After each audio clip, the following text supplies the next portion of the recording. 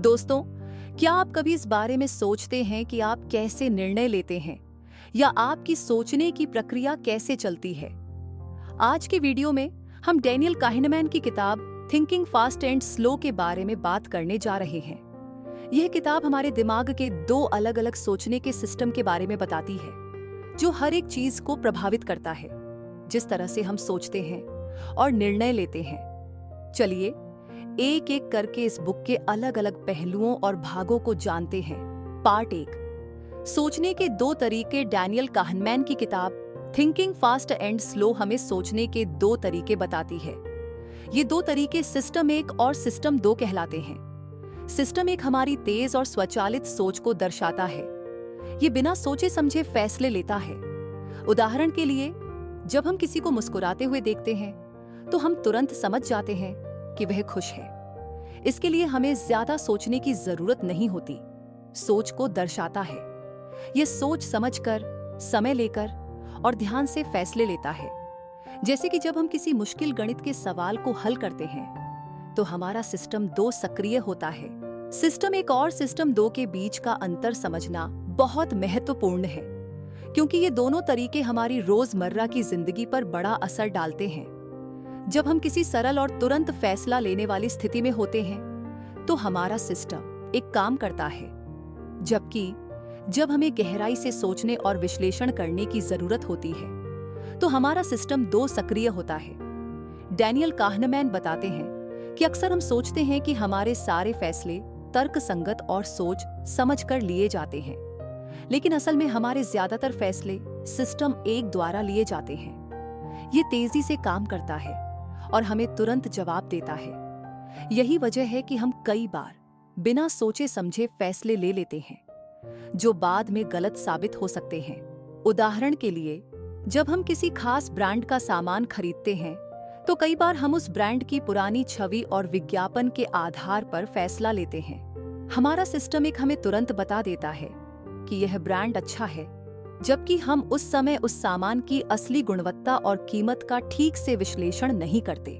किताब के पहले हिस्से में काहनेमैन बताते हैं कि हमारे सोचने के इन 2 तरीकों का मेल कैसे होता है और कैसे ये हमारे रोजमर्रा के फैसलों को प्रभावित करते हैं। सिस्टम 1 हमें जल्दी फैसले लेने में मदद करता है, जो कई बार सही भी हो सकते हैं। लेकिन जब स्थिति जटिल होती है और सोच समझकर फैसला लेना होता है तो सिस्टम 2 महत्वपूर्ण भूमिका निभाता है। सिस्टम 1 के तेजी से फैसले लेने की खासियत यह है कि यह हमें समय और ऊर्जा बचाने में मदद करता है, लेकिन यह कई बार हमारे पूर्वाग्रहों और धारणाओं के आधार पर काम करता है, जिससे फैसले गलत हो सकते हैं। वहीं सिस्टम 2 जब सक्रिय होता है तो यह हमें सही और तर्कसंगत फैसले लेने में मदद करता है, लेकिन यह प्रक्रिया समय लेने वाली होती है और इसके लिए हमें मेहनत भी करनी पड़ती है। किताब का यह हिस्सा हमें यह समझाने की कोशिश करता है कि हमें दोनों सिस्टम का सही उपयोग करना चाहिए। हमें यह पहचानना होगा कि कब हमें जल्दी फैसला लेना है और कब हमें सोच समझकर निर्णय लेना है। यही संतुलन हमारे जीवन को बेहतर बना सकता है। इस पहले हिस्से में काहनेमैन ने हमें सोचने के इन 2 तरीकों के बारे में विस्तार से बताया और यह समझाया कि इनका हमारे जीवन पर क्या असर होता है। ये ज्ञान हमें फैसलों को बेहतर बनाने में मदद कर सकता है। पार्ट 2, ध्यान और सहज ज्ञान का महत्व। किताब थिंकिंग फास्ट एंड स्लो के दूसरे हिस्से में डैनियल काहनेमैन हमें बताते हैं कि कैसे हमारा ध्यान और सहज ज्ञान हमारे फैसलों को प्रभावित करता है। यहाँ पर वे बताते हैं कि ध्यान और फोकस हमारी सोच और निर्णय लेने की प्रक्रिया में कितनी अहम भूमिका निभाते हैं। काहनेमैन कहते हैं कि जब हमारा ध्यान केंद्रित होता है तो हमारा सिस्टम 2 सक्रिय हो जाता है। ये वह समय होता है जब हम सोच समझकर हर पहलू का विश्लेषण करके फैसला लेते हैं। ध्यान और फोकस की मदद से हम बेहतर निर्णय ले सकते हैं, क्योंकि हम चीजों को गहराई से समझने की कोशिश करते हैं। उदाहरण के लिए, जब हम कोई महत्वपूर्ण परीक्षा की तैयारी कर रहे होते हैं तो हमारा ध्यान पूरी तरह से उस विषय पर होता है। इस स्थिति में हमारा सिस्टम 2 सक्रिय रहता है और हम सही फैसले लेने में सक्षम होते हैं। इसके विपरीत, जब हमारा ध्यान भटका हुआ होता है या हम थके हुए होते हैं तो हमारा सिस्टम एक सक्रिय हो जाता है। यह स्थिति हमें जल्दबाजी में फैसले लेने पर मजबूर कर सकती है, जो कई बार सही नहीं होते। इसलिए हमें यह समझना जरूरी है कि सही समय पर ध्यान केंद्रित करके ही हम बेहतर फैसले ले सकते हैं। अब बात करते हैं सहज ज्ञान की। काहिनमैन बताते हैं कि सहज ज्ञान, जिसे हम अक्सर गट फीलिंग कहते हैं, हमारे सिस्टम 1 का हिस्सा होता है। यह तेजी से और बिना सोचे समझे फैसला लेने की क्षमता होती है। कई बार हमारा सहज ज्ञान सही होता है और हमें तुरंत सही जवाब देता है। उदाहरण के लिए, जब कोई अनुभवहीन व्यक्ति पहली बार किसी खेल में भाग लेता है और तुरंत अच्छा प्रदर्शन करता है, तो यह उसका सहज ज्ञान हो सकता है। हालांकि काहिनमैन यह भी बताते हैं कि हमेशा सहज ज्ञान पर भरोसा करना सही नहीं है, क्योंकि यह हमारे पूर्वाग्रहों और धारणाओं पर आधारित हो सकता है।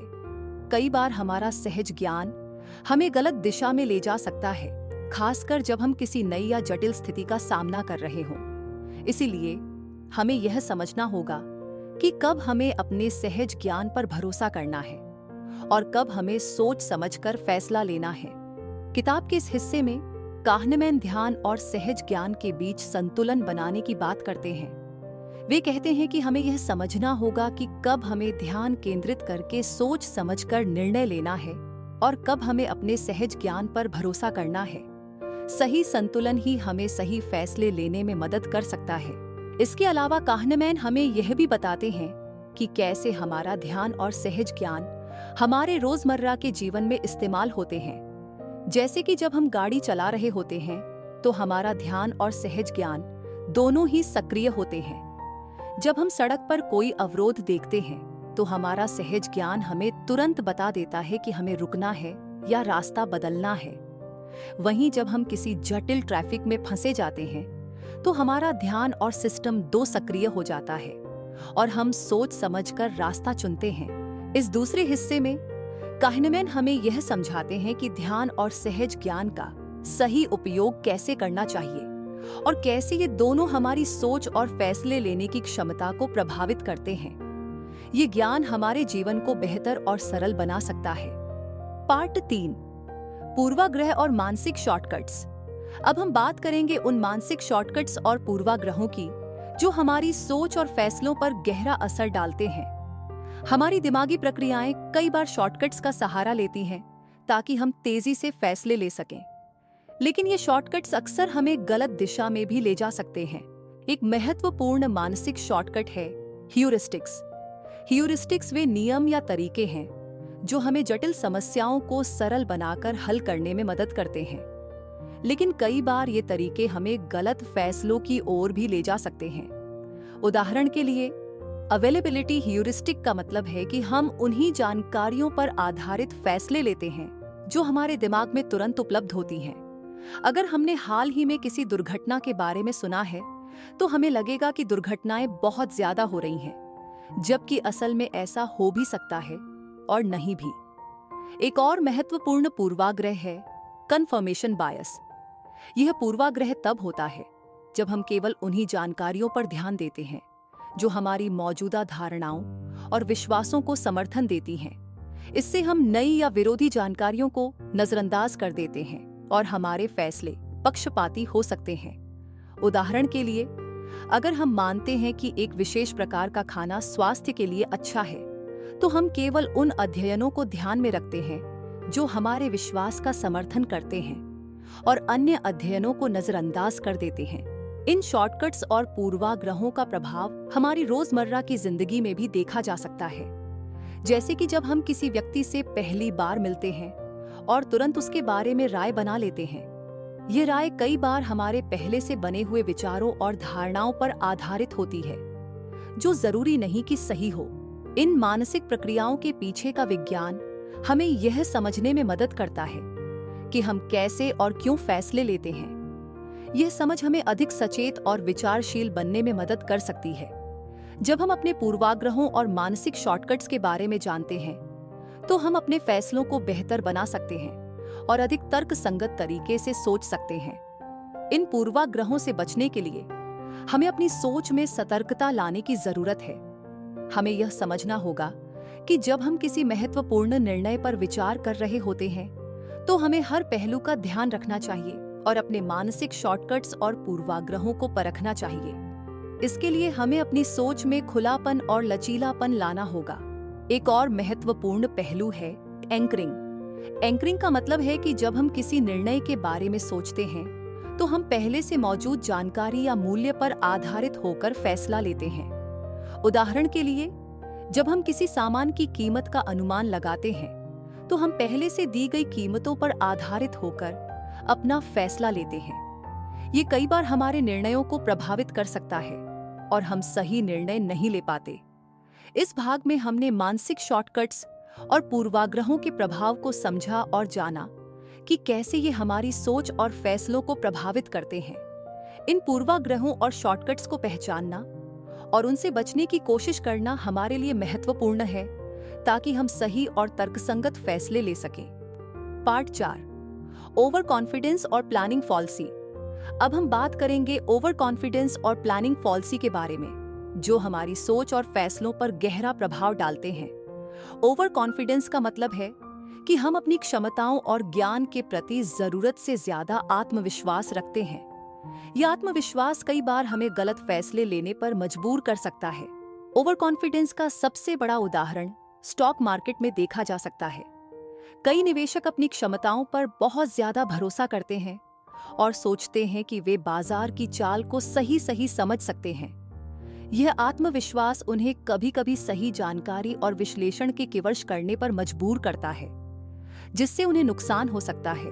इसके अलावा जब हम किसी प्रोजेक्ट या काम की योजना बनाते हैं तो अक्सर हम मान लेते हैं कि इसे बिना किसी कठिनाई के पूरा कर लेंगे। यह आत्मविश्वास हमें काम की जटिलताओं और संभावित समस्याओं को नजरअंदाज करने पर मजबूर कर सकता है।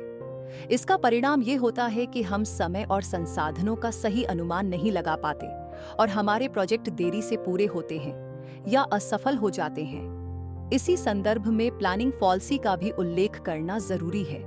प्लानिंग फॉल्सी का मतलब है कि हम किसी काम या प्रोजेक्ट के लिए जरूरत से कम समय और संसाधनों का अनुमान लगाते हैं। इसका मुख्य कारण यह है कि हम भविष्य की कठिनाइयों और अनिश्चितताओं को नजरअंदाज करते हैं और यह मानते हैं कि सब कुछ हमारी योजना के अनुसार ही होगा।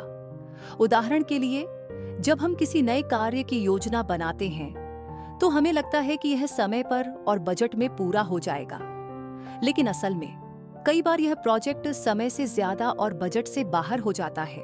प्लानिंग फॉल्सी से बचने के लिए हमें अपनी योजनाओं में लचीलापन रखना चाहिए और संभावित समस्याओं और कठिनाइयों के लिए पहले से तैयारी करनी चाहिए। हमें यह समझना होगा कि हर प्रोजेक्ट में अनिश्चितताएं होती हैं और हमें उनका सामना करने के लिए तैयार रहना चाहिए। इसके अलावा हमें अपने आत्मविश्वास पर भी नियंत्रण रखना चाहिए और यह समझना चाहिए कि हर स्थिति में हम सही नहीं हो सकते। हमें अपनी क्षमताओं और ज्ञान का सही मूल्यांकन करना चाहिए और यह मानना चाहिए कि हमें हमेशा सीखने और सुधारने की जरूरत है। यह समझ हमें बेहतर फैसले लेने में मदद कर सकती है और हमें अनावश्यक जोखिमों से बचा सकती है। ओवर कॉन्फिडेंस और प्लानिंग फॉल्सी को समझना और उनसे बचना महत्वपूर्ण है, क्योंकि ये हमारे जीवन के हर पहलू को प्रभावित करते हैं। चाहे वे हमारा व्यक्तिगत जीवन हो, पेशेवर जीवन हो या हमारे वित्तीय निर्णय हो, हर जगह इनका प्रभाव देखा जा सकता है। जब हम इन पूर्वाग्रहों को पहचानते हैं और उनसे बचने की कोशिश करते हैं तो हम अपने फैसलों को बेहतर बना सकते हैं और अपने जीवन को अधिक संतुलित और सफल बना सकते हैं। इस भाग में हमने देखा कि कैसे ओवर कॉन्फिडेंस और प्लानिंग फॉल्सी हमारी सोच और फैसलों पर असर डालते हैं। ये समझ हमें सतर्क और विचारशील बनने में मदद कर सकती है, जिससे हम अपने जीवन में बेहतर और तर्कसंगत फैसले ले सकें। भाग 5, लॉस एवर्जन और फ्रेमिंग इफेक्ट। अभी तक हमने देखा कि कैसे हमारी सोच और निर्णय प्रक्रियाओं पर मानसिक शॉर्टकट्स, पूर्वाग्रह और ओवर कॉन्फिडेंस का प्रभाव पड़ता है। अब हम बात करेंगे 2 और महत्वपूर्ण अवधारणाओं के बारे में, लॉस एवर्जन और फ्रेमिंग इफेक्ट। लॉस एवर्जन का मतलब है कि हम नुकसान से बचने के लिए फायदे से ज्यादा महत्व देते हैं। हम किसी भी प्रकार के नुकसान को बहुत ज्यादा महसूस करते हैं और उससे बचने की कोशिश करते हैं। उदाहरण के लिए, अगर हमें एक ही समय पर एक निश्चित राशि खोने और उसी राशि को जीतने का मौका मिले, तो हम नुकसान के डर से उस मौके को छोड़ सकते हैं, भले ही जीतने की संभावना बराबर हो। लॉस एवर्जन की यह प्रवृत्ति हमारे वित्तीय निर्णयों में भी देखी जा सकती है। जब हम निवेश करते हैं, तो हम जोखिम से बचने के लिए सुरक्षित विकल्पों को चुनते हैं, भले ही वे कम लाभदायक हों। इसी कारण हम कई बार ऐसे निवेश के अवसरों को छोड़ देते हैं जो लंबे समय में ज्यादा फायदेमंद हो सकते हैं। फ्रेमिंग इफेक्ट का मतलब है कि हम किसी जानकारी को कैसे प्रस्तुत किया गया है, उसके आधार पर निर्णय लेते हैं। ये प्रभाव दर्शाता है कि हमारे निर्णय उस पर निर्भर करते हैं कि जानकारी को कैसे फ्रेम किया गया है, न कि स्वयं जानकारी पर। उदाहरण के लिए, अगर हमें बताया जाए कि एक सर्जरी की 90% सफलता दर है, तो हम इसे अत्यधिक सकारात्मक मानते हैं, जबकि अगर हमें बताया जाए कि उसी सर्जरी में 10% असफलता दर है, तो हम इसे नकारात्मक मानते हैं। फ्रेमिंग इफेक्ट हमारे रोजमर्रा के निर्णयों पर गहरा असर डालता है। जैसे जब हम कोई उत्पाद खरीदते हैं और उस पर लिखा होता है 20% मुफ्त, तो हम इसे अच्छा सौदा मानते हैं। वहीं अगर उसी उत्पाद पर लिखा हो 80% कीमत में, तो हमें यह उतना अच्छा नहीं लगता। लॉस एवर्जन और फ्रेमिंग इफेक्ट से बचने के लिए हमें अपनी सोच को और स्पष्ट और तार्किक बनाना होगा। हमें यह समझना होगा कि हर स्थिति को एक ही तरीके से देखना जरूरी नहीं है और हमें जानकारी के फ्रेम पर नहीं, बल्कि खुद जानकारी पर ध्यान देना चाहिए। पार्ट 6, बेस रेट नेग्लेक्ट और ह्यूरिस्टिक्स का उपयोग। अब हम बात करेंगे बेस रेट नेग्लेक्ट और ह्यूरिस्टिक्स के उपयोग के बारे में। ये दोनों अवधारणाएं हमारी सोच और निर्णयों पर गहरा प्रभाव डालती हैं और हमारे दैनिक जीवन में महत्वपूर्ण भूमिका निभाती है। बेस रेट नेग्लेक्ट का मतलब है कि हम किसी स्थिति के बारे में निर्णय लेते समय उसके मूल आधार दर को नजरअंदाज कर देते हैं। उदाहरण के लिए, अगर हम किसी व्यक्ति के बारे में जानकारी प्राप्त करते हैं और हमें बताया जाता है कि वह व्यक्ति बहुत बुद्धिमान है, तो हम तुरंत मान लेते हैं कि वह एक वैज्ञानिक या इंजीनियर हो सकता है। लेकिन हम यह नहीं सोचते कि समाज में वैज्ञानिकों और इंजीनियरों की संख्या बहुत कम है। यही बेस रेट नेग्लेक्ट है। इसका असर हमारे रोजमर्रा के निर्णयों पर भी पड़ता है। जैसे जब हम किसी बीमारी के बारे में सुनते हैं, तो हमें लगता है कि हम भी उस बीमारी का शिकार हो सकते हैं, भले ही उस बीमारी की वास्तविक आधार दर बहुत कम हो। इस तरह के पूर्वाग्रह हमारे फैसलों को प्रभावित करते हैं और हमें गलत दिशा में ले जा सकते हैं। अब बात करते हैं ह्यूरिस्टिक्स के उपयोग की। ह्यूरिस्टिक्स वे सरल नियम या तरीके होते हैं जो हमें जटिल समस्याओं को हल करने में मदद करते हैं। ये तरीके हमारी सोच को तेज और सरल बनाते हैं, लेकिन कई बार ये हमें गलत फैसलों की ओर भी ले जा सकते हैं। उदाहरण के लिए, जब हम किसी चीज की गुणवत्ता का आकलन करते हैं, तो हम अक्सर पिछले अनुभवों या उपलब्ध जानकारी पर भरोसा करते हैं, जो कभी-कभी हमें गलत निष्कर्षों पर पहुंचा सकती है। ह्यूरिस्टिक्स का सही उपयोग करना महत्वपूर्ण है। जब हम सही तरीके से इनका उपयोग करते हैं, तो ये हमारे निर्णय लेने की प्रक्रिया को आसान और प्रभावी बना सकते हैं। लेकिन अगर हम इन पर अधिक निर्भर करते हैं, तो ये हमारे फैसलों को पूर्वाग्रहित कर सकता है और हमें गलत दिशा में ले जा सकता है। एक सामान्य ह्यूरिस्टिक है रिप्रेजेंटेटिव ह्यूरिस्टिक। इसका मतलब है कि हम किसी चीज को उसके प्रतिनिधित्व के आधार पर समझते हैं, न कि उसकी वास्तविक स्थिति के आधार पर। उदाहरण के लिए, अगर कोई व्यक्ति बहुत ही अच्छे कपड़े पहने हुए है और महंगी गाड़ी चला रहा है, तो हम उसे अमीर मान लेते हैं, लेकिन असल में उसकी आर्थिक स्थिति कुछ भी हो सकती है। एक और ह्यूरिस्टिक है एंकरिंग ह्यूरिस्टिक। इसका मतलब है कि हम किसी निर्णय के बारे में सोचते समय पहले से मौजूद जानकारी या मूल्य पर आधारित होकर निर्णय लेते हैं। उदाहरण के लिए, जब हम किसी चीज की कीमत का अनुमान लगाते हैं, तो हम पहले से दी गई कीमतों पर आधारित होकर अपना निर्णय लेते हैं। ये कई बार हमारे निर्णयों को प्रभावित कर सकता है और हम सही निर्णय नहीं ले पाते। ह्यूरिस्टिक्स के उपयोग से बचने के लिए हमें सतर्क रहना होगा और हर स्थिति का गहराई से विश्लेषण करना होगा। हमें यह समझना होगा कि हर ह्यूरिस्टिक सही नहीं होती और हमें अपनी सोच में लचीलापन रखना चाहिए। बेस रेटिंग और ह्यूरिस्टिक्स का उपयोग हमारी सोच और फैसलों को प्रभावित करते हैं। इन पूर्वाग्रहों को पहचानना और उनसे बचने की कोशिश करना महत्वपूर्ण है ताकि हम सही और तर्कसंगत निर्णय ले सकें। इस भाग में हमने देखा कि कैसे बेस रेटिंग और ह्यूरिस्टिक्स हमारी सोच और निर्णयों को प्रभावित करते हैं। ये समझ हमें सतर्क और विचारशील बनने में मदद कर सकती है, जिससे हम अपनी जिंदगी में बेहतर फैसले ले सकें और अधिक सफल हो सकें। पार्ट 7, धीमी सोच का महत्व और इसके लाभ। अब हम बात करेंगे धीमी सोच के महत्व और इसके लाभों के बारे में। धीमी सोच यानी सिस्टम 2 का उपयोग तब होता है जब हमें जटिल और महत्वपूर्ण निर्णय लेने होते हैं। ये सोचने का तरीका धीमा और विचारशील होता है, लेकिन यह हमें अधिक तर्कसंगत और सही फैसले लेने में मदद करता है। धीमी सोच का सबसे बड़ा लाभ यह है कि यह हमें हर पहलू का विश्लेषण करने का मौका देती है। जब हम किसी समस्या या स्थिति का गहराई से विश्लेषण करते हैं, तो हम उसके सभी संभावित परिणामों को देख सकते हैं और सबसे अच्छा निर्णय ले सकते हैं।